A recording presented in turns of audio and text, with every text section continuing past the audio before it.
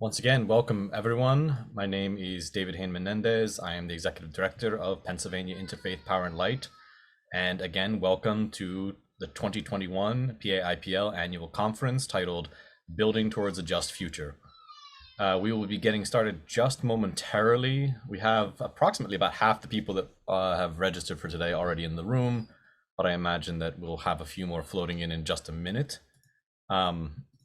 In the meantime, I wanted to give a little bit more of an explanation to those of you who are not familiar with PIPL about who we are, what we do, and maybe potentially how you might be involved in the work of climate justice through PIPL. So we are one of 46 state affiliates for Interfaith Power and Light, which is a national organization which prioritizes the moral and ethical imperative of climate change, focusing on climate justice in particular, in the work that we do through restoration, weatherization, advocacy, education, and far more. We in Pennsylvania have been around for about 10 years. The Interfaith Power and Light organization predates us by quite a good number of years beyond that, but represents thousands upon thousands of individuals, congregations, and organizations who prioritize the moral and ethical message, as I referred to earlier. Beyond that, the reason that we are focusing in particular on climate justice this year is twofold. One, PIPL, as I said, holds that at the absolute core of our mission, and we desire to live that more fully with each passing year and with every project that we take on. That it is important for us to prioritize the needs and issues of frontline communities, who are those people and groups who are most directly, most significantly, and most immediately affected by climate change and its various impacts on the everyday and long-term life of people in our community. That means that we work with and for communities as best as possible to make sure that their issues are addressed and that we are serving them rather than ourselves in this work. That doesn't mean necessarily that it doesn't impact all, because as I heard repeatedly during COP26, what pollution goes into the air in one neighborhood does not stay in that neighborhood. Communities are connected on a global scale, and we can't ignore that. And when one community is producing far more than another, it still impacts the community that is not producing climate changing pollution and other environmental effects. So that being said, I want to describe that we are addressing this in this particular conference through kind of three different lenses. The one is something that we've amplified quite a lot this year since I began, which is creation care. Creation care is the most direct way in which PIPL and many IPLs across the country have hands-on interactions through habitat restoration, tree planting, and other physical projects that actually have direct impacts on the lives of others. The second would then be advocacy, policy, and organizing. And I group those all together because I think that they are all very interconnected in the way in which we attempt to combat the systems that perpetuate climate change. And then the last is about the faith mission. And as some of our board members, particularly Greg Williams, who's been on for a while, would say, that we always have to make sure that we remember the interfaith message, the faith component, the moral and ethical imperative. And I think that's absolutely fundamentally true. But the way in which we pursue that, how we communicate that, and how we mobilize and inspire people to take change in their own lives and take on change for the benefit of others, that is a difficult path to walk sometimes, and one that is not natural for some people. So we are definitely going to have a whole session about how a faith message can be and should be important component of what climate justice is. With that being said, I will turn things over to our welcoming address by Reverend Susan Hendershot, who is the president of Interfaith Power and Light. Give me 1 second to find her. There she is. she pre-recorded this right before she left for COP26 because she knew that obviously COP26 was going to take up much of her time this month. So with no further ado, Susan. Greetings, and thank you for the opportunity to be with you in this virtual way as you begin your annual conference this year. My name is Reverend Susan Hendershot, and I serve as the president of the National Interfaith Power and Light Network.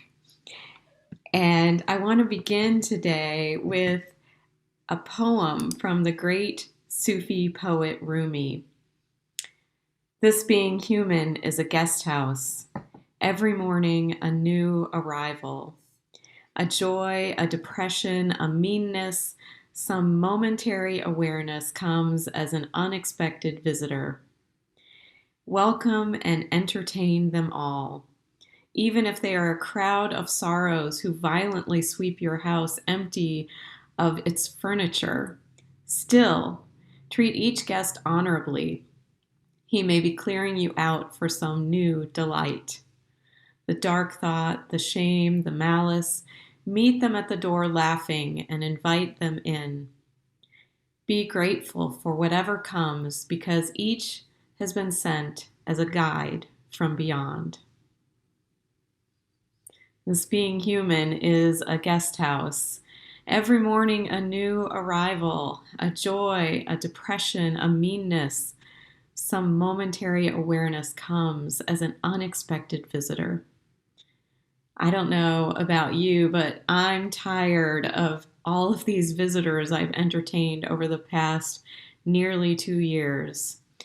And of course, I'm not talking about actual human visitors, not with social distancing and working from home and Zoom meetings and self-quarantining to keep myself and others safe.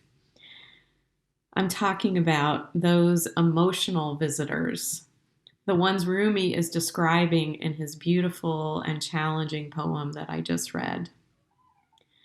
For nearly 2 years, many of us have lived with anxiety, fear, dread, fear of COVID, fear of the unknown about how to protect ourselves and our loved ones, anxiety over changes to our work and home lives, and the reality that day after day after day, nothing much seemed to change, at least not for the better. And there's the grief of losing those we love to this pandemic, and not only those that we loved, but those we didn't even know. How can our hearts account for this magnitude of grief? Of course, those of us who are working on the issue of climate change have been well accustomed to grief and anxiety. We are all too aware of the reality of what's happening in our world when it comes to climate disasters, loss of lives and livelihoods due to wildfires, torrential storms, drought, displacement of people, and the loss of communities, loss of species and habitat, and the desecration of this sacred earth. And then there's the ongoing grief that we feel with the violence against and the killing of our Black, Brown, Indigenous, and Asian siblings, the gun violence that persists as an epidemic in this country, the harm that has been done to immigrant children and their families, the economic and racial and environmental injustices that are systemic in our greedy and colonialist mindset that has pervaded every corner of our society. Which leads me to my most recurring visitor, which is anger. Anger is what sparked my calling to ministry 28 years ago and to this work as a climate activist. Anger at injustice, anger at systems of oppression that keep people in those situations of oppression, and anger at those who not only allow this to happen, but actually benefit when it does.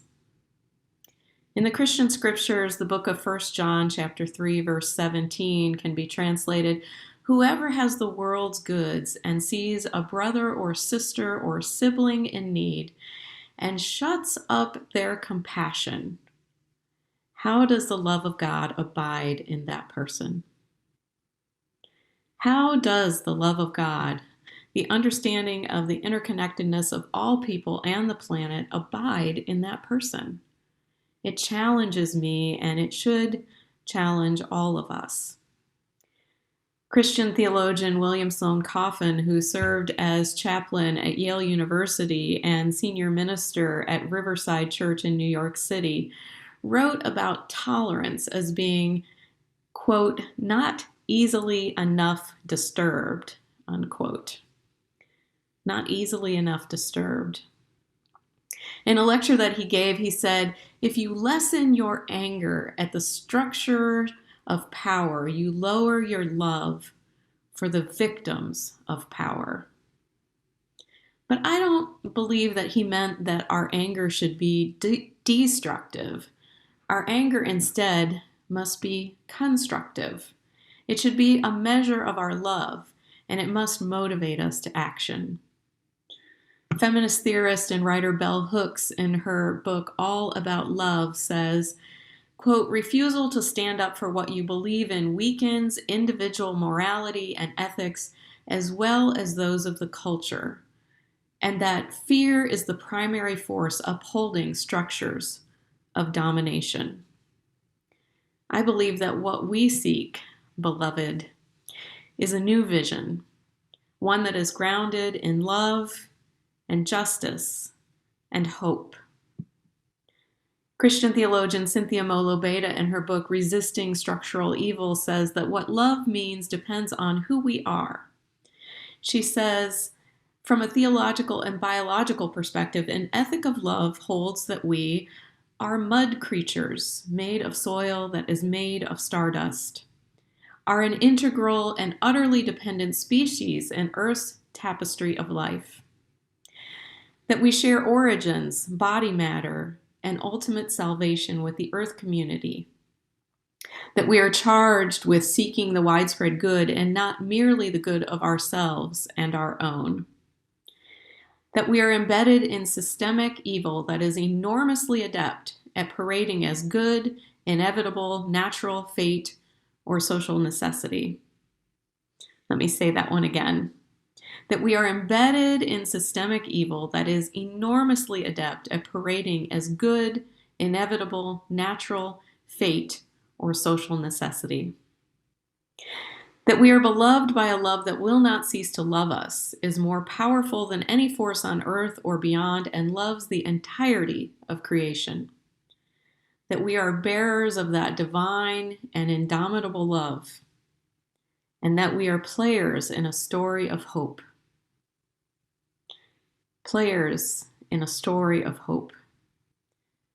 In 2018, when a team of IPL leaders gathered to create our new strategic framework for IPL, including our new vision, mission, and values statements, we struggled with that word hope.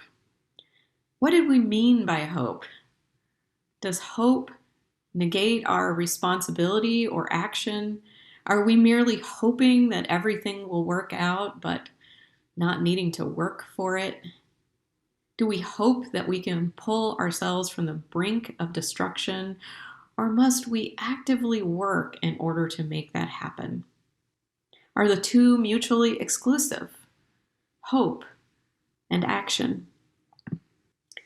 Rebecca Solnit, in a beautiful essay entitled In Praise of Indirect Consequences, writes, optimism assumes that all will go well without our effort. Pessimism assumes it's all irredeemable. Both let us stay home and do nothing. Hope for me has meant a sense that the future is unpredictable and that we don't actually know what will happen, but know we may be able to write it ourselves.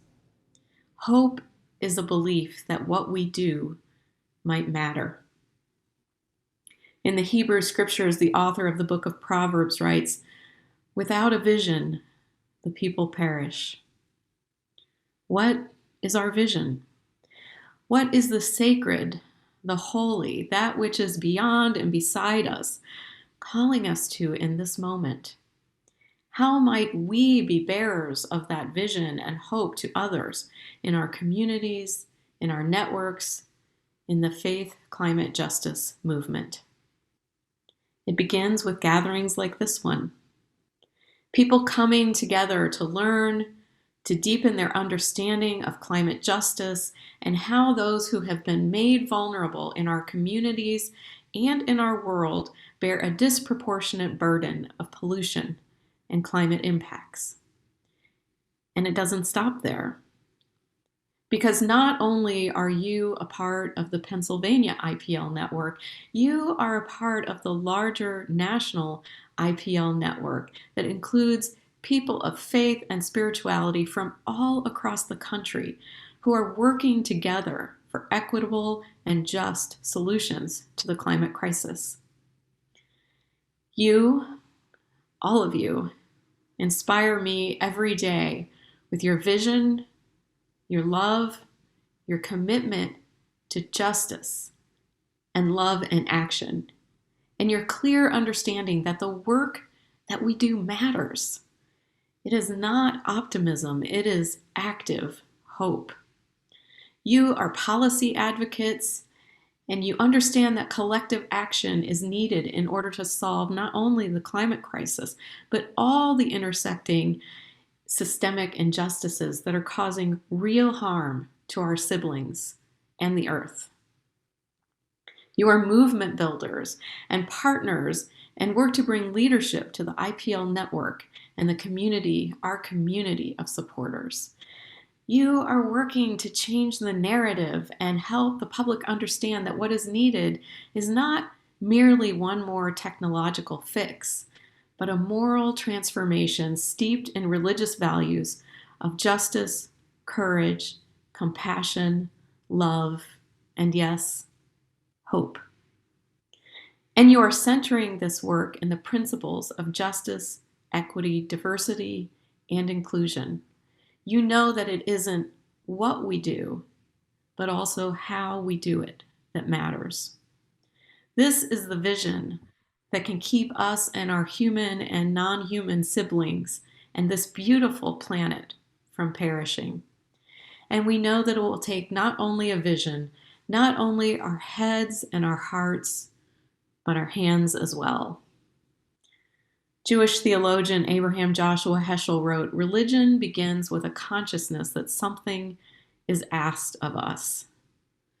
Well, indeed, something is asked of us, and our spiritual traditions can transform us, transform our work, and then transform our world.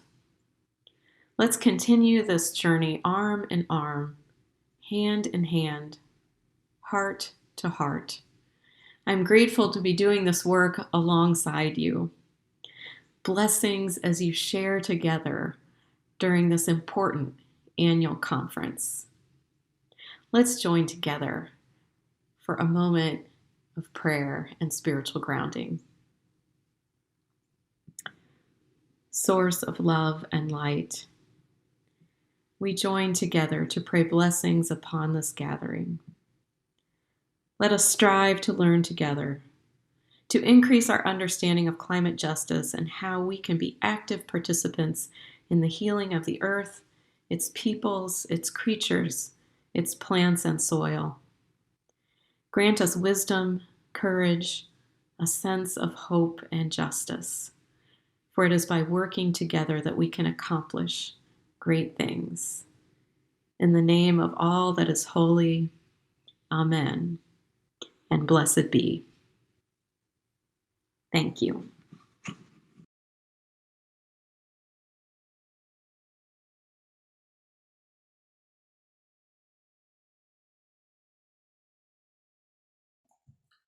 Thank you to Reverend Susan Hendershot for those inspiring words.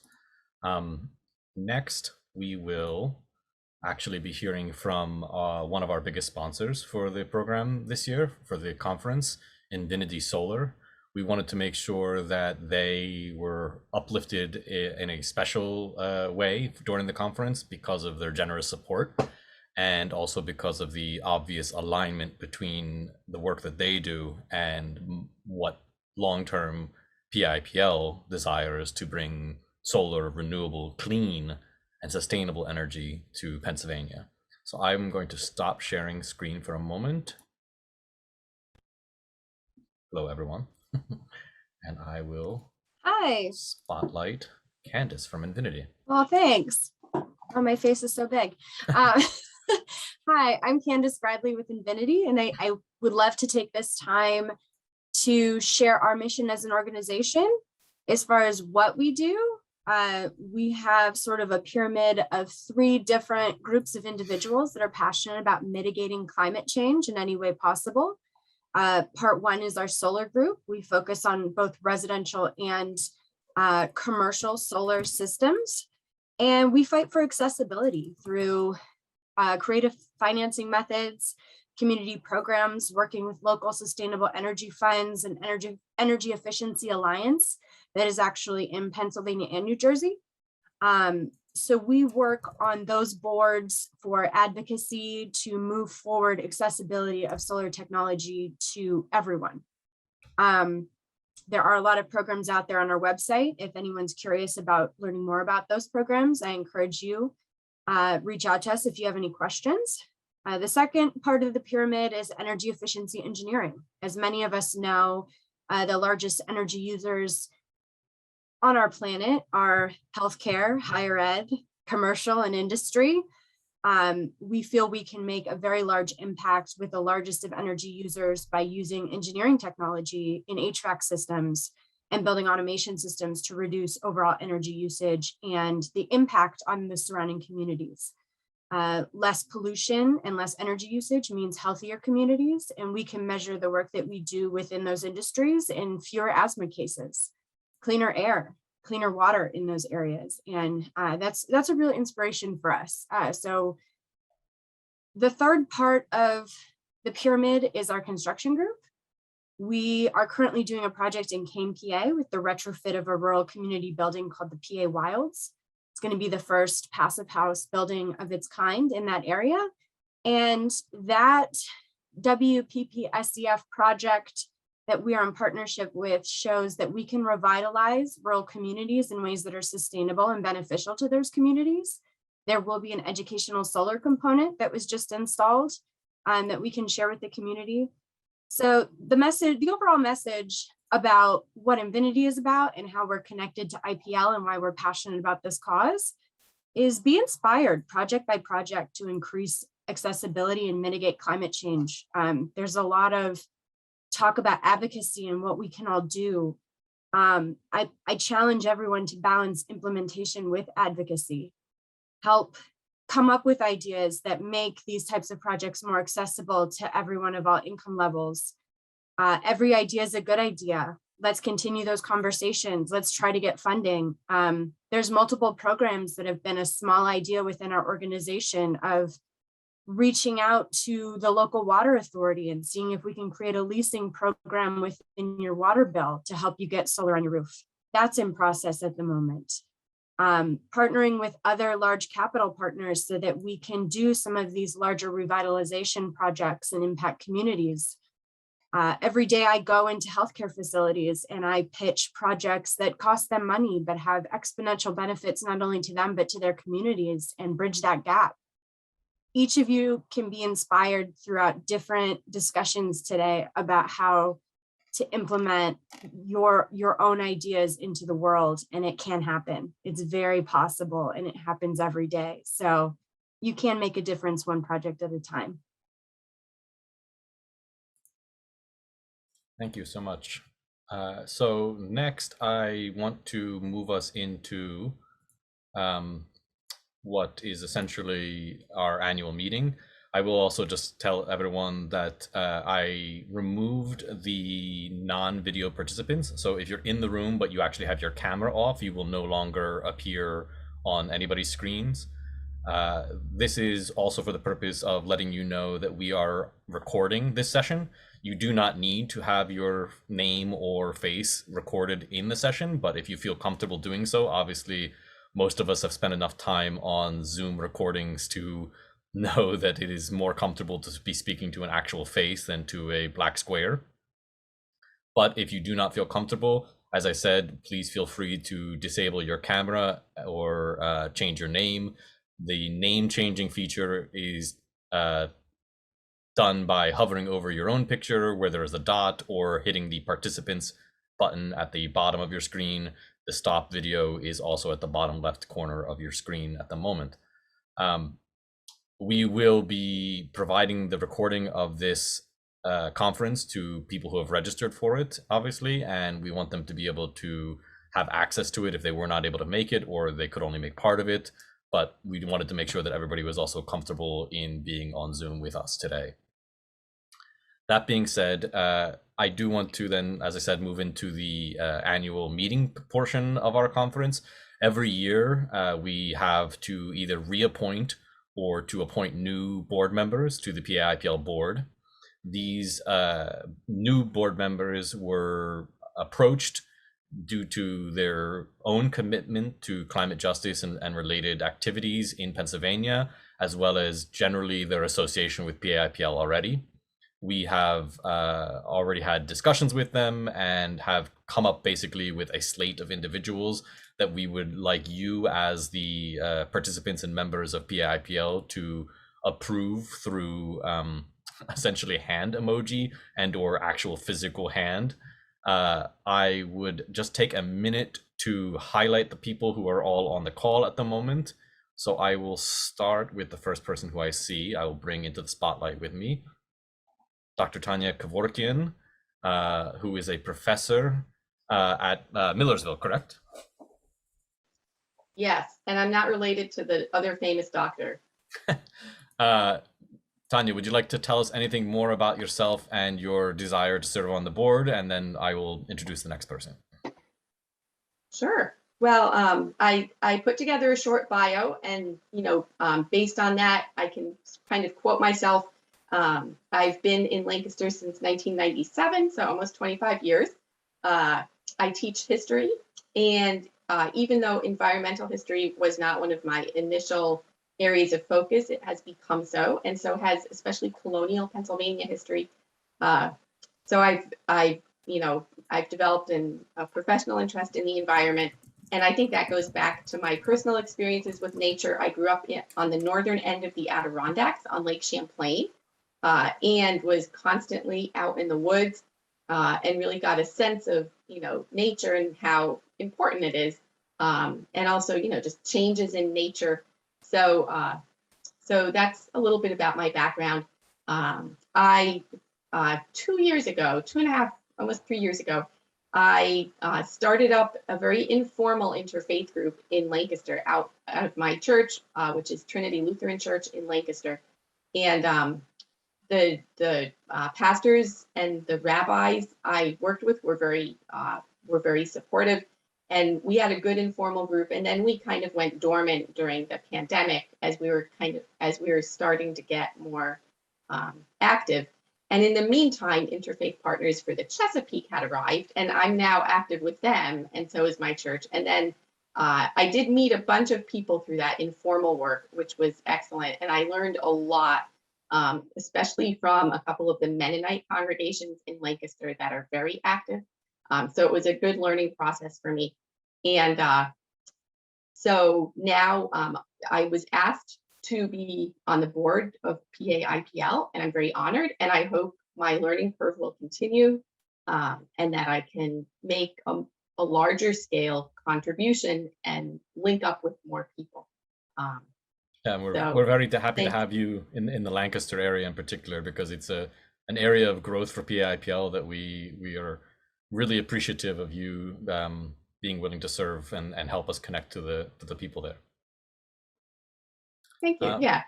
In back of me, I put together from just making Xeroxes from a road atlas. It's the Conestoga River that flows into the Susquehanna. So the Conestoga basically is Lancaster's river, and it goes into, it flows right into the Susquehanna. So that's a very obvious linked to the Chesapeake watershed. Thank you so much, Tanya. And then next up will be Patricia Dimarco. Good morning. I am, can you hear me? Yep. Okay. I am Patricia Dimarco. I am author, a member of the Forest Hills Borough Council. I have been committed to a life of living in harmony with nature for all of my life, pretty much. And I am, I speak and I give, lectures on preserving the living earth, and I will share some of that with you in my closing remarks later today.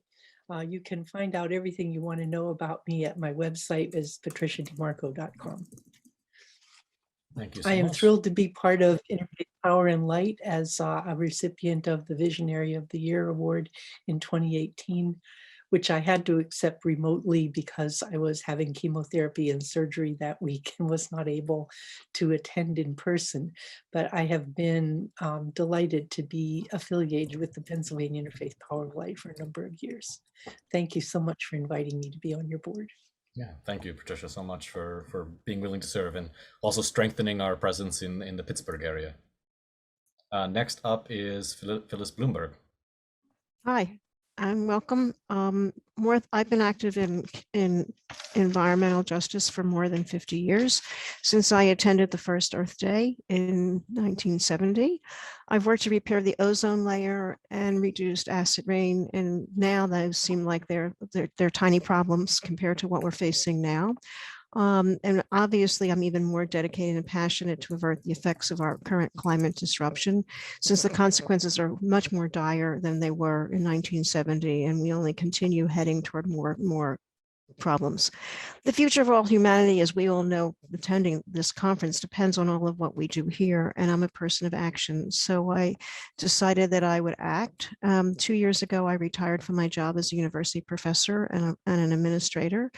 And I've devoted more of my full-time work to climate advocacy and educating others about the effects of climate change. 2 years ago, I started writing letters consistently to elected federal officials, part of an annual organized campaign from the Jewish Earth Alliance. And then in June, I decided to take that from beyond my own little actions to actions that were more Pennsylvania-wide, because I recognized that we needed a lot more people outside of the Southeast Pennsylvania area to be writing letters. So I called upon the Interfaith Power and Light group of Pennsylvania and said, are you willing to join me in this effort? And since July, we've had a monthly meeting. We've had speeches to motivate people. We've had a lot of educational activities. And for the past 6 months, we've been writing letters consistently to our local officials. We have written a couple hundred letters. They come from all over the state, which I think is absolutely wonderful. When Senator Casey and Senator Toomey get letters all over the state, they know it's a widespread issue. Plus, we've been writing to about 10 representatives in Congress. So that's what I've been doing, and I'm happy to be part of Interfaith Power and Light.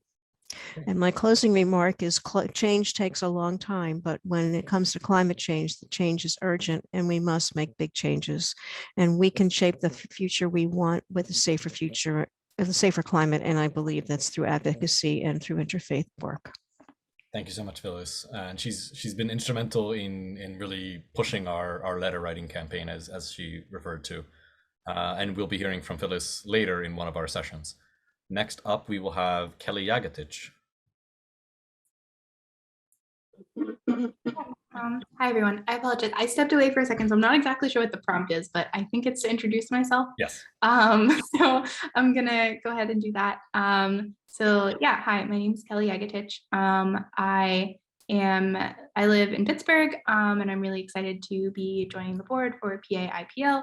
I'm a practicing Catholic, and I work for the Climate Reality Project as part of my day job, but I find that oftentimes when you work in an environmental nonprofit, it bleeds into every aspect of your life, because I do the work because I'm so passionate about it. And I think PAIPL and IPL in general is a really awesome space where it kind of melds all of both my social and spiritual values into one. One that I often find sometimes is not necessarily connected in the mainstream, church or in the mainstream environmental movement. And I really appreciate all of that. And I'm excited to be, joining the team and the family and to be here with all of you today. Thank you so much, Kelly. So without further ado, if anyone who would like to actually be part of the technical vote would like to turn their camera on, or as I said, put the little raise hand feature briefly, if you know how to do that, or the thumbs up, something as a positive, I would ask that we just basically approve all of these wonderful potential board members as one. And if there is anybody who has somebody else in mind who would be a good fit for PAIPL, or if you yourself would like to serve, please feel free to email me, and it's director@paipl.org. Wonderful. I see quite a lot of thumbs up. I enjoy seeing everybody's face suddenly. Lots of raised hands. I think that's well more than the majority. So thank you all for approving our 2022 board. I would also ask, as a separate issue, then William Cousins, our current treasurer, he's actually at the end of his current term and just needs to be reappointed. So if I can get another quick thumbs up to reappoint our wonderful treasurer to continue to do the often backbreaking work of being our treasurer. Wonderful. Thank you. It's actually really cool to see that many thumbs up and things like that. So without further ado, then I would like to very quickly do a bit of housekeeping, and then we will launch directly into our plenary keynote speaker. So just in case anyone is not already familiar with Zoom tools in general, you will see shortly the way that we will be doing this online conference, and I really appreciate that everybody has been willing to come out for an online conference, is that you will see a feature for breakout rooms. It will have a notification that will look like a little number over it. Once you see that breakout room open, you can select it. It will then pop up on your screen, and it will provide you with 3 separate options. During each session, we will have 3 separate options that you can choose from, which will be titled both by what the title of the session is, as well as the geographic kind of focus that is prominent in that session. So PHL for Philadelphia, HBG for the Harrisburg, Central Pennsylvania area, and so forth. You can select a room and then just decide that if that room is not for you, come back to this main session. Make sure that if you do hit the leave button in the lower right hand corner, that you select leave the breakout room, not leave the session, because that will kick you out entirely from Zoom. Just leave the breakout room. It will bring you back to this room. With that being said, there is obviously the chat feature that you should have available. You can individually select people to speak to. We have not disabled any of those features. And you should be able to, as I said, both name yourself, rename yourself, stop your video, start your video, mute and unmute yourself. We obviously ask that you be respectful of the speakers and allow them to complete what they're saying first. And each of the rooms should allow for at least some time for questions and answers. You are obviously also welcome to drop those questions in the chat box.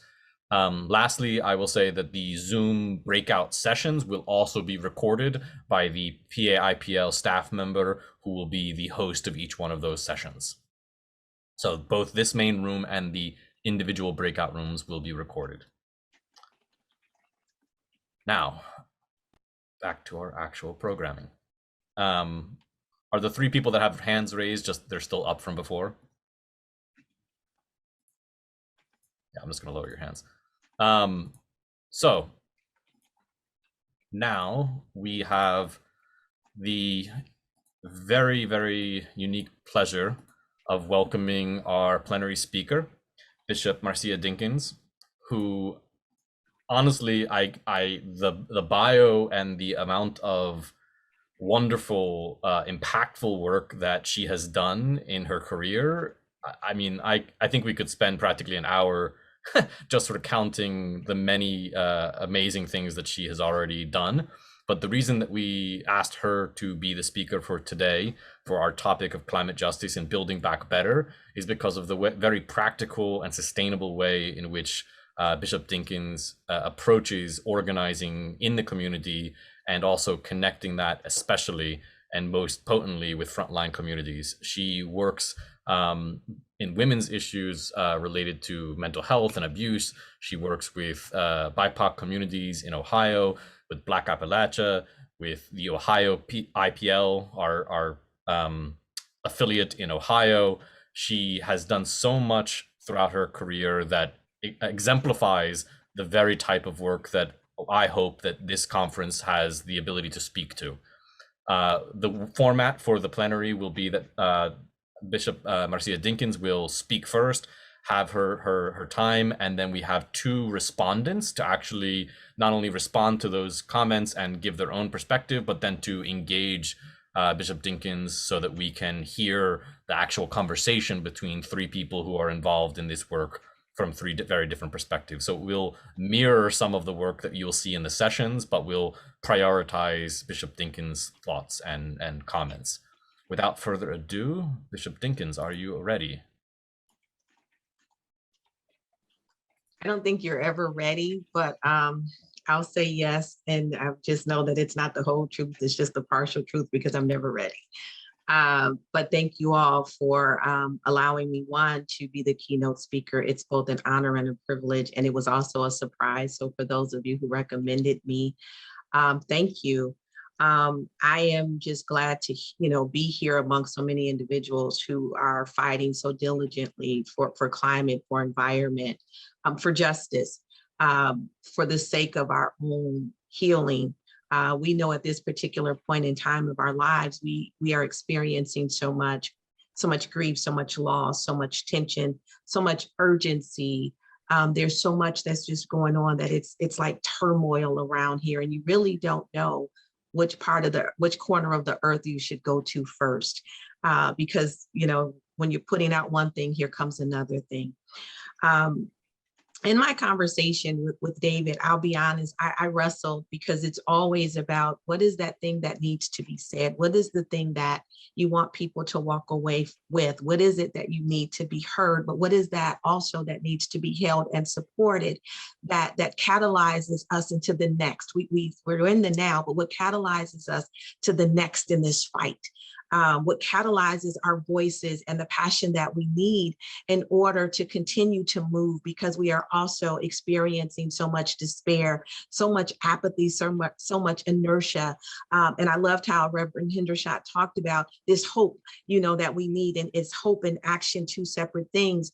And I would have to venture and say, no, I would hope that hope would spawn us to action, that when hope gives us that vision, and the ability to co-create together, that we envision how we can work together. I also heard, that the people perish because we don't have a vision, but excited by what Habakkuk says, when he's instructed to write the vision and make it plain so that people can run with it. And I'm hoping that as we come here today and we gather, and even as you leave, that there's a new vision of hope that's written, so that when people see this vision of hope with regards to justice, not just climate justice, not just environmental justice, not just food justice, but just justice as a whole. Because we have to remember, when we're talking justice, we're not talking one thing.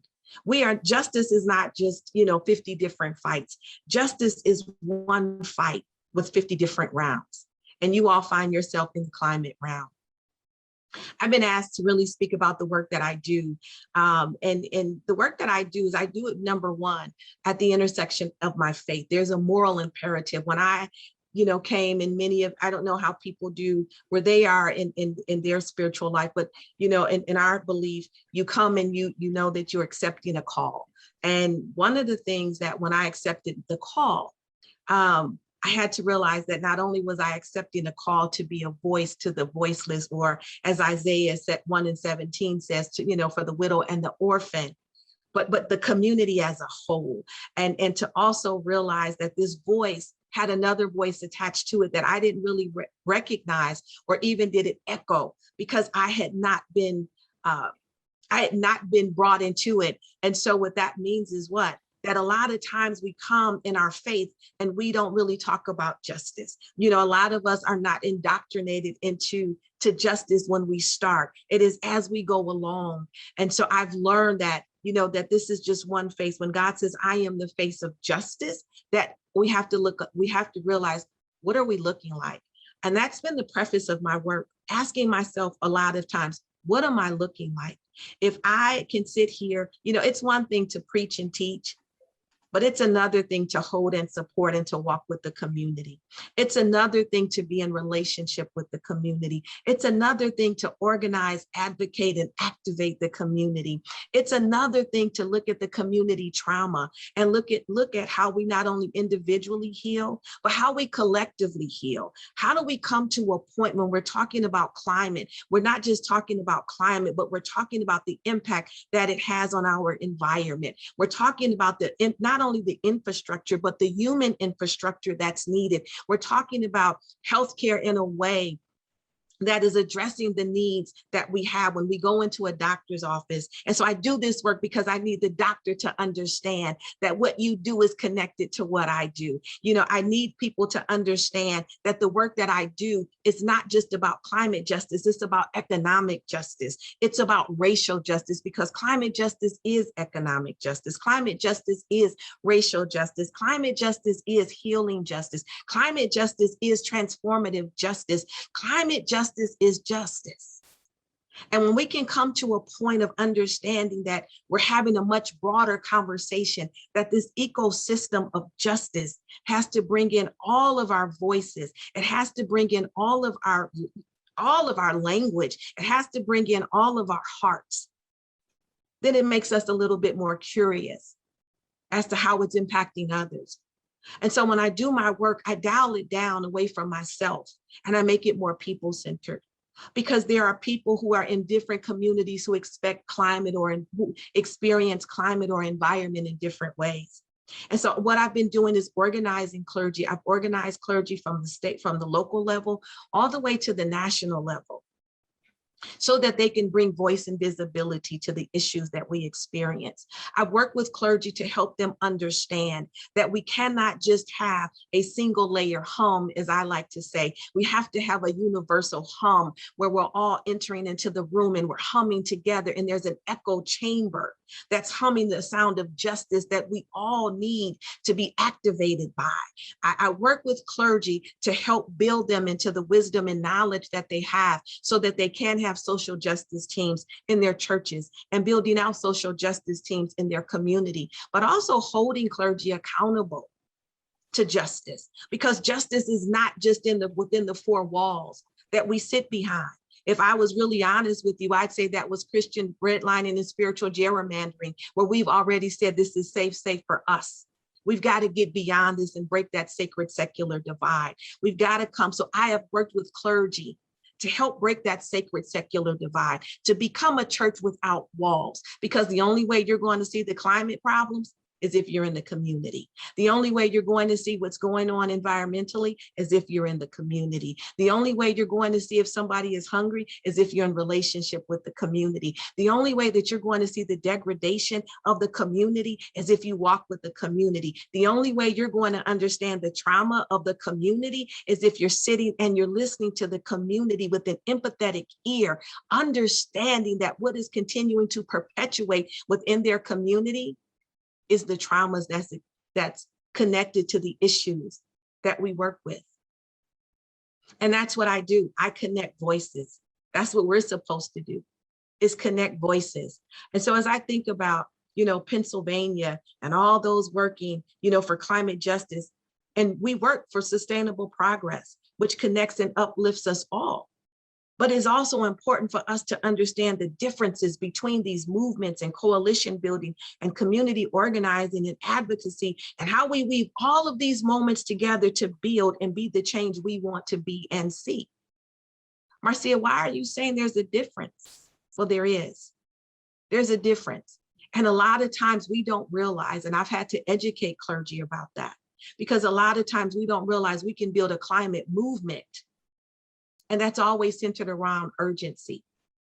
No pun intended when I say this, but white supremacist culture has indoctrinated us to think that everything has to be urgent and we have to have an action for everything that we do. But what I love is how Phyllis had said, it was a letter writing campaign. And Phyllis is not doing it just like that, even though she understands the urgency around it. What she so powerfully said is that it takes time for change to take place. And so when we can come to the point of understanding that it takes time for change to take place, then we can understand that we are building a powerful movement that will, or work or organizing in our communities that will require time for these things to take place. And it's imperative that we do that, because we talk about extraction, exploitation, and exclusion as one of the many reasons why we do this work, because we want to break down the extraction, the exclusion, and the exploitation. But the truth of the matter is, if we're always operating in a sense of urgency, then we too are being extractive, exploitive, and exclusionary, because we no longer become relational. We are transactional. I work with Patty Dimarco in Reimagine Appalachia, and Patty will tell you the one thing that I push very hard in this work that we do is we have to be relational. That means you have to know your community, but it also means you have to get outside of the community. A lot of work that I do right now, we have launched the Black Appalachian Coalition. It's a 4-state campaign. It's along the Ohio River Valley. And really we launched it because of the of Black erasure, of Black invisibility, of historical, economic, and environmental divestment. That we can talk about all of these things, but a lot of the work that we do, in all honesty, is that we don't build in all of the voices. If we're going to build in, all of these conversations and narratives around climate change and say, it's about the communities who are adversely impacted. It's about the communities of color. It's about people who are carrying the brunt of this energy burden and all of these things. Then we have to be in relationship with those communities. And a lot of times we aren't. And when we do go into those communities, what it feels like is saviorism, be it Black or white. And so I work to break down those barriers between saviorism as well, because nobody needs to be told what they need. They need to be heard about what they need so that we can meet the need of where people are, which again is why it's important that inside of this work and the work that I do and what has helped to make it successful is because I've been relational. I organize. I don't work in movements. I participated in them. But when you organize, that means that you are spending time with people in that community and you are building up that community, and there's leadership training and development. You are looking at the fact that justice comes within their community for them, by them, with the support of us. And when we come to that point, we can understand the cultural dynamics of that community. We can understand the economics of that community. We can also understand that this community, what their suffering is, what their community trauma has been. And how do we sit with them to build this collective thread together, or this core together, so that we are building together. Organizing really is about getting inside of that community on the local level. And that's what I had to teach clergy. It's about getting to the nitty gritty that's going beyond your church doors, that goes to the parking lot with all the broken, the broken pavement and the broken concrete because of how climate has done. It's about looking at what the environment is like, and the environment definition is not just, the trees and the grass. What it's creation, it's about people. And I've heard people say that. Everybody has a creation story. And in that creation story, there's accountability. It requires us to be good stewards, not just over the land, but good stewards of people's hearts, good stewards who usher in justice in a way that it's really creating sustainable change. And so the work that I do is about stewardship. It's about servant leadership, coming into a community to serve, to be in service, and understanding that the dynamics are different. I've had conversations with individuals in Clareton, PA, and I hear about all of it being called Cancer Alley. I hear about all of the hurt and the pain inside of there. But I also hear about the absence of voices, the absence of an invitation that brings them in. And so if we're going to have a just transition, we can only achieve that when we bring in the Clareton voices.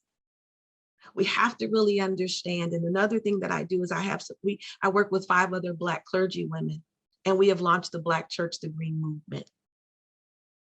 We had to launch the Black Church the Green movement because we had to help Black clergy see that the reality is what you all have been saying, is that it is impacting their communities.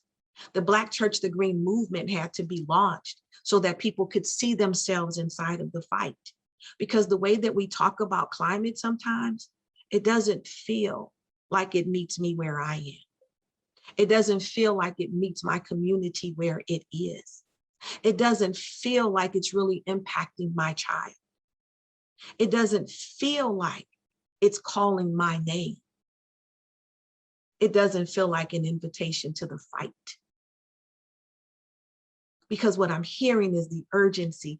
I'm hearing the dialing down of the temperature and what we can't get. And I'm talking renewable energy and all of this language that a lot of people just don't get. And so part of our work and part of my work is to bring in the education, is to understand why is it needed and necessary? And how do I meet people where they are? So that it doesn't feel like a byproduct. It doesn't feel like that we are building policies or we're building campaigns that speak to a certain set of people. And then when we move forward in our conversation as it's being advanced, we say, oh yeah, and. Because a lot of times in this work, other communities, other people feel like the oh yeah, and in the work. And so what I work to do is to weave together. And that's what we could do as faith leaders. That's what we could do. We can begin to create this interdenominational conversation around climate that weaves everybody together. So we are expanding the conversation around justice. We are enlarging tents and territories that we are inviting people into when we're talking about justice. We are letting people know that I haven't forgotten about you, that you're not the oh yeah and, but that I'm so concerned about what's going on. I'm not bringing you my sympathy. I left those suitcases at home. I'm coming into your community with empathy. I want to understand your lived experience. People don't want to be another quantitative or qualitative part of methodology to this work. No, we have to bring in the lived experience. And yes, we can classify lived experience with qualitative research. But let's put it together with climate change. Let's put it together with transformation. Let's put it together with transpersonal. Because really, this is what it's all about. Climate can be about all of the things that's taking place in our weather. We know it's not about weather, but it's all of these things that's increasing some hazardous weather patterns, and we all have that knowledge. I was wrong. No, we don't. Some communities don't have that knowledge, be it Black or white, because we're not talking to them where they are. If your basement is constantly flooding, are you telling them why? And guess what? That's an opportunity to bring them in. That's an opportunity to hear their voice. That's an opportunity to show how grace is really in action. As a matter of fact, it's an opportunity to radicalize love in such a way that all the voices are coming in. And now we're creating opportunities for other people to meet other people where they are. We're moving out of isolation, and we're moving into a revisionist attitude because we are revising the agenda. We are revising the norm. And we're creating a universal language that Marcia gets to carry to her community, that Patty gets to carry to her community. But what we're talking about is this cross-pollination of some of the things that we have in common. This work has brought us to a point where it doesn't want us to see, oftentimes, especially public policy, where it doesn't want us to see the commonalities that we share, but to divide us by our differences. And to be honest with you, one of those biggest dividers is language. And so we have to have a shared language and a shared vision in this work. And that's what I do. That's what my faith says. You know, we have the Hebrew and the Greek, but in reality, the reason why we had to have that, and the reason why, and again, I'm not superimposing my beliefs on anyone, but the reason why Jesus said certain things, the reason why John had to say that called him the Word, was because that's what the Greeks understood. When he says, I'm the truth, the way, and the life, that was a language that the Greeks understood. And when you go into the Hebraic part, the Old Testament, there was a language that they understood. So when we go into the communities, are we speaking in a language that they can understand? And that's the preface for this plenary, for the deeper conversation. I want to dig into and unpack and begin to develop, hopefully, a language that we can all understand, so that when we do show up in the way that our assignment calls us, mandates us to show up, that whether I'm an activist, an advocate, an organizer, a politician, a pastor, we have a shared language. We have a shared vision and a shared understanding. And not only that, we have some shared power that we are bringing together, because when we can speak the same language and have the same understanding, whether we agree or disagree, that understanding keeps us in rhythm to what it is we're trying to achieve. And so with that being said, if you don't mind, David, if we could just kind of, bring in the conversation. I want to be respectful. I know you're a little bit behind time, but I can, kind of curtail this to where you can be back on time, and I have no problems with that. But, one of the things that I do want to start the conversation with is, what are the differences between the activist, the organizer, and the advocate? I'd like to talk about, what does justice mean? And how does it parallel our mandate and faith with respect to creation, climate, and environment? What is the moral imperative in the face of diverse immorality that perpetuates oppression, suppression, grief, loss, apathy, and community trauma? And because of all of this, what is our responsibility? And how do we respond? How do we respond? Do we respond in silos? Do we respond in our own comfortable spaces? Do we stage our sit-ins and sit in the house, sit in the car, sit in the park, sit in the restaurant, and have these conversations? What do we do? I know for me, what I do. I'm not sure, David, how you are doing the conversation. I only see me. I know there's Alyssa and one other person. So I'm going to bring Alyssa Lyons into the spotlight now, and then I will find Matt on my list here. So I suppose potentially the first thing to do would be to allow Alyssa and Matt to introduce themselves, to give a little bit of background on themselves. And then I would love for first Alyssa and then Matt to respond, and then really take the conversation. I mean, we have until 1:30 for this session before we take a break. So please have as you will.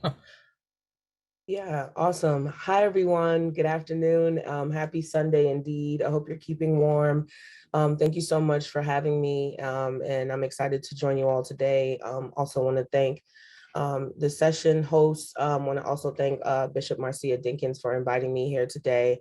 I know we have a short time. My name is Alyssa Lyon. I'm the director of a network called the Black Environmental Collective. And we are a Southwestern PA. We're located here in Pittsburgh, but we're a network of about 100 Black regional leaders, such as Bishop Marcia. We're concerned with eliminating environmental threats and hazards, specifically in Black communities. Now we all know that historically marginalized communities are the frontline communities. Primarily, for example, I live in Braddock, and about less than half a mile down the street, there's an Amtrak that runs through my neighborhood, and we have a plant. And so we're subject to all kinds of things every single day. I can tell how the day is gonna go by just simply walking to my attic and smelling how funky it is. And so, I've had a lot of time to sit and chat with the bishop, and there are just so many fundamental things that come up. But one of the things in the front line of justice for me, and I think our network that we're gonna be pushing forward as we're looking to be an active space, right? We're not looking to be a space where we're dwelling on the problem. We're also not looking to be a space where we're dwelling too much on the solutions. Like, I think we're also looking forward to being a space where we're redefining success for Black folks and also redefining what it means to fail forward. And so having the opportunity to try again. And so I think that falls a lot in the line of relationship building. I'm also thinking about what are universal languages, and I think that's what justice is about. It's about accessibility. How tangible is it for me? How pragmatic is it for me? People lose hope when things seem to be out of reach or too far, and they can't see themselves within it. And so our job is to make sure that the people see themselves within it, and we legitimize we legitimize them by telling them that their experience is valuable. And we legitimize them by going to them, as the bishop said, and not dictating to them what their needs are, but having them dictate to us what it is that they need. And so I really think that we're going to be redefining success in this justice movement. I sat in a summit not too long ago with a civil rights activist from the 60s, Angela Davis, and she was really hopeful that we are forging a new vision for America. And as a 31-year-old who's feeling really tired and burnt out from nonprofit, it definitely replenished my spirits. And it filled my cup to see that someone who's been in this justice movement, a holistic justice movement since before my time, can envision themselves in a new vision for America. So I'm here to be not just an advocate, not just an associate, but an accomplice for the environmental justice movement. That means if we're all going in guns blazing, we're either coming out with guns blazing or we're not coming out at all. And so, so that's where we are here at the Black Environmental Collective. And once again, thank you guys so much for having me be a part of this conversation. Matt, if you want to take it away. Yeah, thank you, David.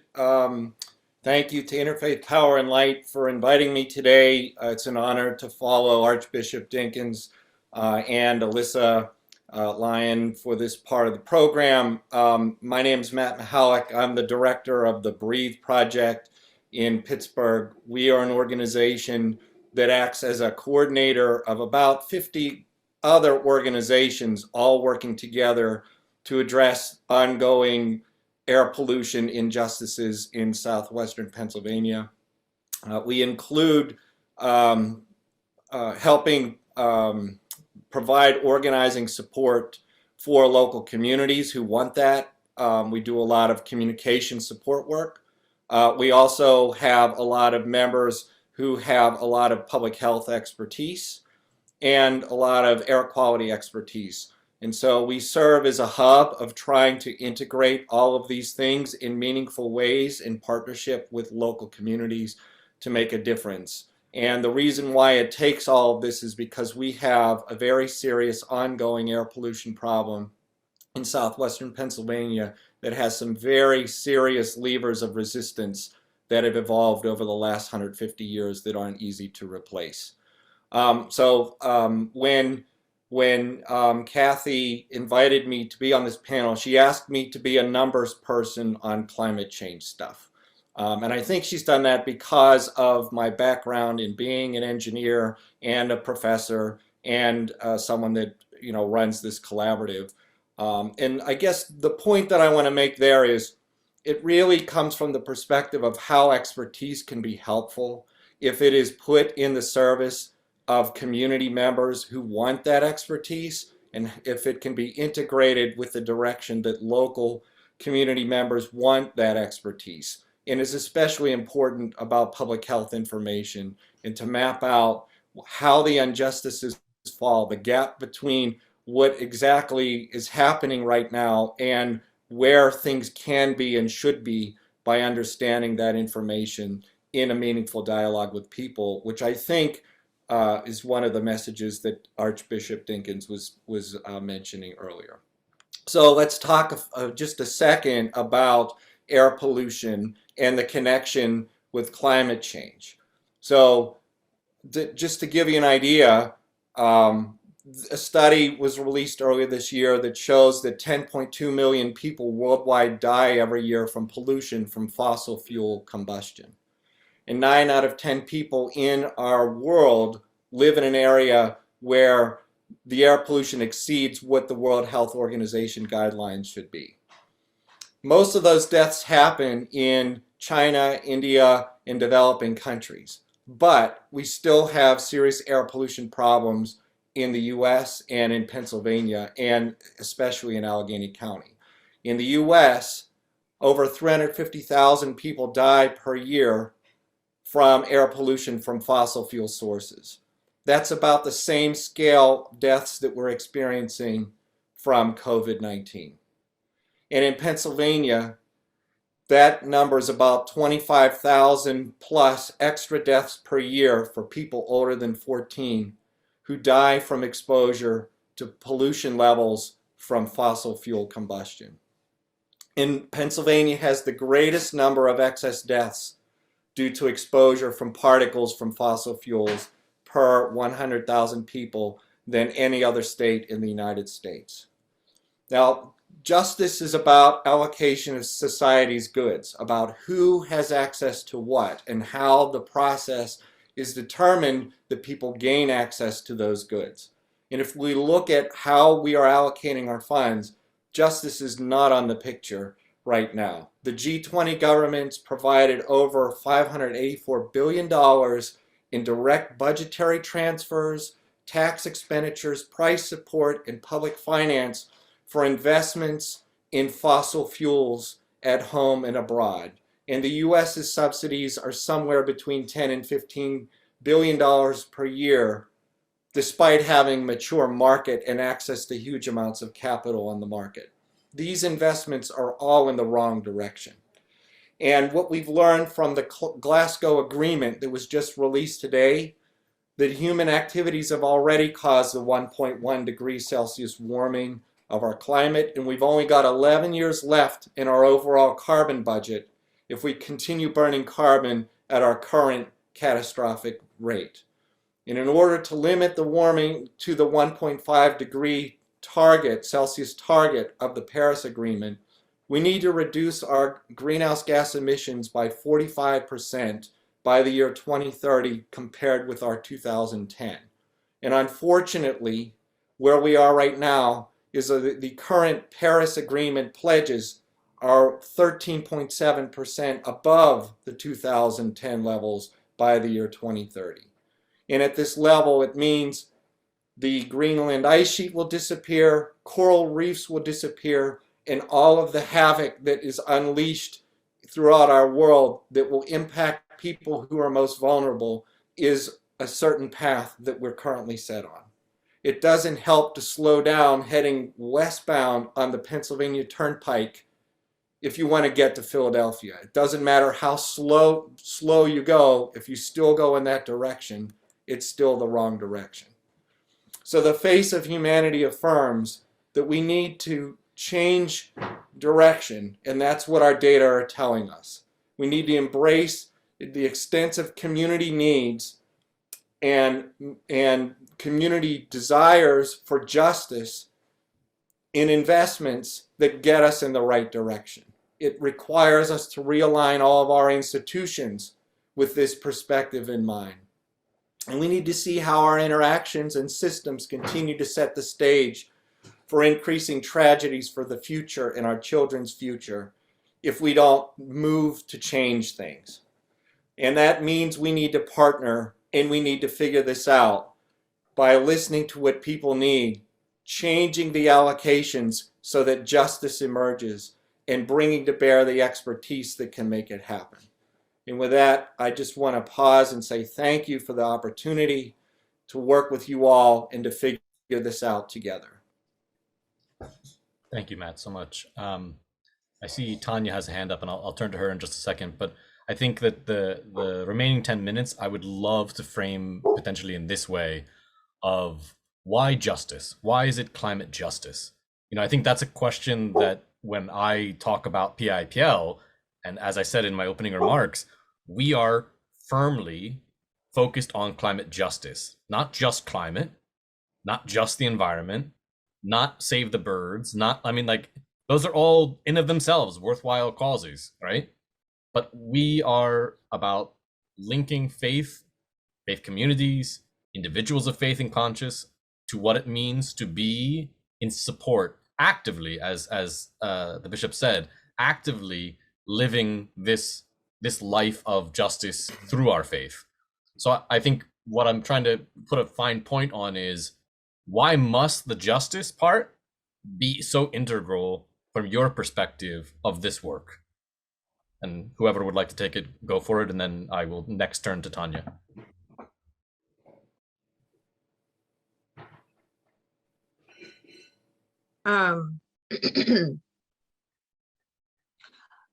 You know, why justice? You know, first of all, when we look at justice, as Matthew said, it creates an opportunity for lateral movement. It creates an opportunity for everyone to be able to have resource allocated. It creates an opportunity for people to breathe clean air, not just certain people, but all people. It creates an opportunity for everyone to have clean water. It creates access, you know, access to healthcare, access to better schools, access to livable homes, access to wages. We have to have, because we kind of make justice, in my opinion, we have so many different views and lenses of what justice is that we don't understand, as you were saying, David, that it looks different for everybody. And so when we are, it's important because it helps us to meet people where they are. Matthew said a whole lot of stuff, a whole lot of wonderful, he gave a whole lot of wonderful information. But does it help other people to see justice for themselves and how to get to the point of achieving that justice? Justice is also about understanding. We can't just continue to look at equity from a monetary means. Equity has to look like every facet of who I am, from the crown of my head to the soles of my feet, to the air that I breathe, the food that I eat. Why should I have to go to a grocery? Matter of fact, why should I have to take the money out of my community to go to another community to buy food? And the food in my community, why can't it be where it's healthy for me and my children as it is in other communities? Equity says we all get to look the same, regardless of race, color, regardless of all of these social constructs. It is one word, it is access. And what we see today is a lack of access. And you're right. We don't have to define it by just putting one word in front of it. Let's just talk about it as it is. Justice. Yeah, I think to kind of put a like a cherry on top to what the bishop said, I think justice provides options, right? I think justice is a through line. It's not the destination. There's a lot of work that I do where people get an idea and then they get almost to the solution and they're like, wait, where's the equity? Where's the just aspect? Where's the inclusion? And I have to be the bad guy to take them all the way back to the beginning and say, well, now this needs to be a through line, because it provides options for people along the way. If we had a more just society, we wouldn't have so many imbalances, or we wouldn't have disproportionate effects of historically marginalized groups butting up against unjust systems or unfair systems. I think justice is about, once again, I think that through line is this constant curiosity about how other people are living, and this constant curiosity about the work that the work that you're doing and how it's affecting others. And I think justice does bring it back to a people-centered anchor, and it brings it back to that empathetic approach of, well, if this is working out for me, now I'm like, I'm good. How can I figure out how this is working out for my fellow people? And so, I'm just all about options. And I think that's what justice does. I think it makes options accessible and opportunities. Just everything that the bishop said is like gold. I don't know why you guys have me here, but that's how I feel about justice for sure. So I want to talk about two different types of justice. The first type, really at its simplest form, is just who gets access to what and how is that justified? So who gets access to healthcare? Who gets access to education? Who gets access to food, quality food? Who gets access to healthy air? And the inverse is, how are harms distributed? So who has to bear the burden for being exposed to pollution? Who has to bear the burden of living next to highways or railroads? Who has to bear the burden to live next to a waste treatment facility or drink water that is of inferior quality that harms people's health? So that's really what it is we have to fundamentally think about what basically operates as unconscious processes for the most part, how those things get distributed. And part of justice work is calling that to mind, opening up the black box of how the rules are laid down by who gets access to what, and listening to people and seeing that there's better alignment for what people need and what they should have versus how things are currently allocated. So that is the hard work of distributive justice. There's also another type of justice, and that is what philosophers call justice of rectification. That means, in a more simple way, is just what needs to be done to right the wrongs of the past. So justice work is also about healing and correcting mistakes and understanding that people have not fairly borne burdens in the past. And part of justice work is changing that, especially because some people have borne those burdens more than others, about making things right because the past was not fair. And so it's both of those things, looking at how things currently are and shifting them in ways to meet people's needs, but also going back and making changes because things have not been fair in the past, and making sure that those things are addressed. So I think, I work on this with air pollution, and that's core to the work that we're doing. We hear the need to address both of these types with power systems that allocate power over people's lives, that force people to bear burdens of air pollution and harm people intergenerationally. That needs to be stopped. Thank you all so much. It's funny because I've actually sat and listened to other presentations about climate justice, and I usually find them to be so distant, so in the weeds in many ways, that like I could tell the attendees were not really getting it, right? But I really appreciate the ways, the accessible ways, let me say, for Bishop Dinkins' own word, the accessible ways in which you've all presented this today. Tanya, I do see you have the hand up, and I wanted to give you a moment if you wanted to still address your question. You're muted at the moment. I think I have 1 minute, and I don't want to stand between everybody and their break, so I'll try and keep it short. And I really hear and I really appreciate what all of you have said. Archbishop Marcia, what you're saying about meeting people where they are, and Alyssa and Matthew also. So Alyssa, you were, and I think I'm here, you know, because I kind of represent Lancaster County, even though, you know, I'm not originally from here and all. So I think one thing I can do is to provide, you know, to help PAIPL think about commonalities among different parts of Pennsylvania. So Amtrak runs through Lancaster. It is electrified though westward through to Harrisburg. And I guess it, you know, it would have a much bigger air polluting impact west of Harrisburg, you know, to Pennsylvania, because at that point it goes, it's not coal anymore, but I guess it's a gasoline powered engine, and those are very polluting. So, you know, the Amtrak runs, oh, it's diesel, and it smells horrible. Yeah.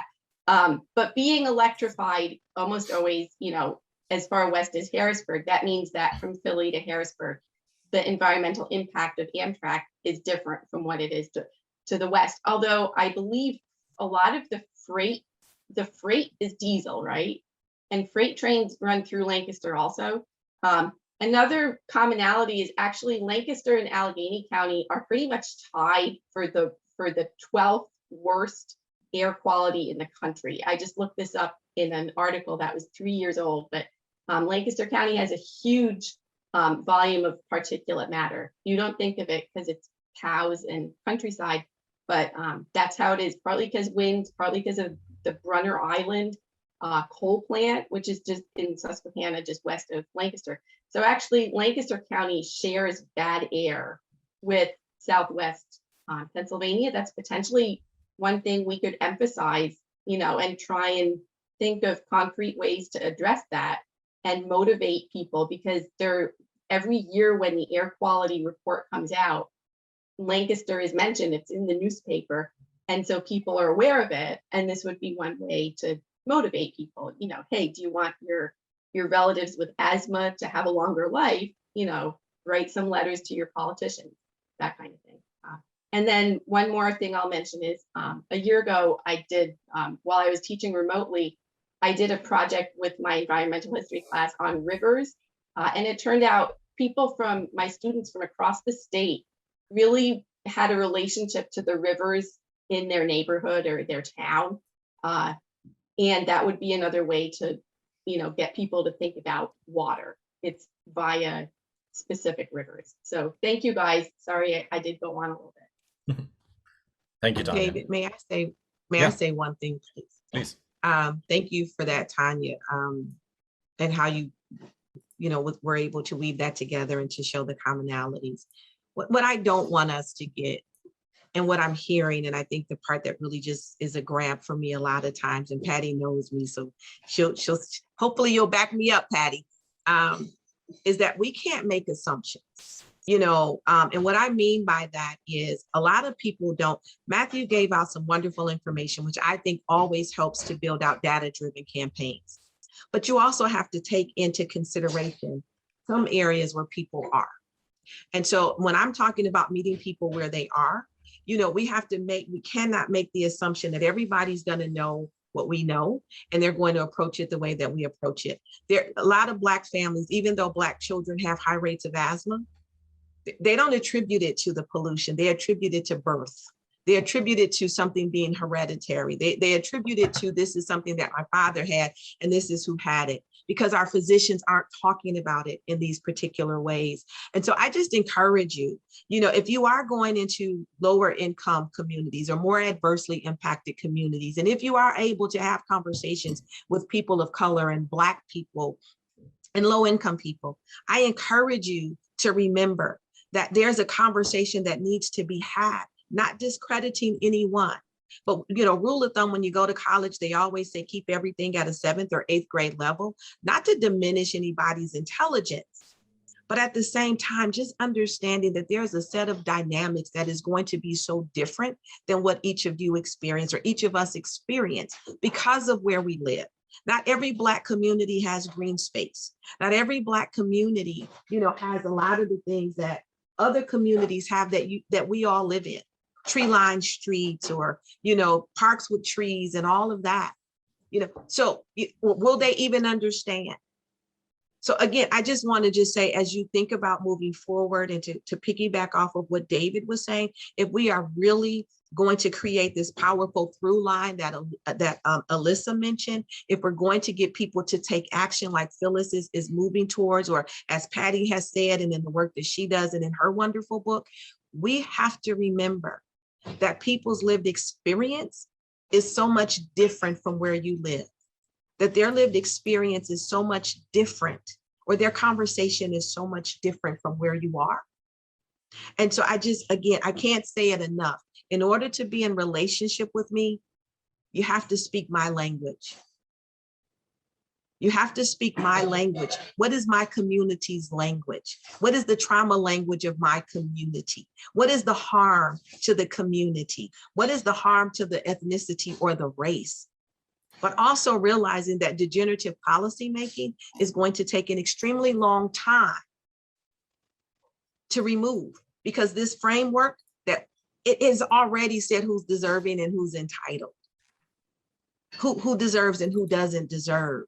So these are just things that I think that if we're going to struggle together, if we're going to build together, if we're going to be in sync and in rhythm together, that we have to understand the differences that we come in and the spaces that we come at and where we are, that this is the only way that we'll even be able to come together in small spaces. Because I need you to understand. I didn't know any, honestly, I didn't know a whole lot about a whole lot until it became my lived experience.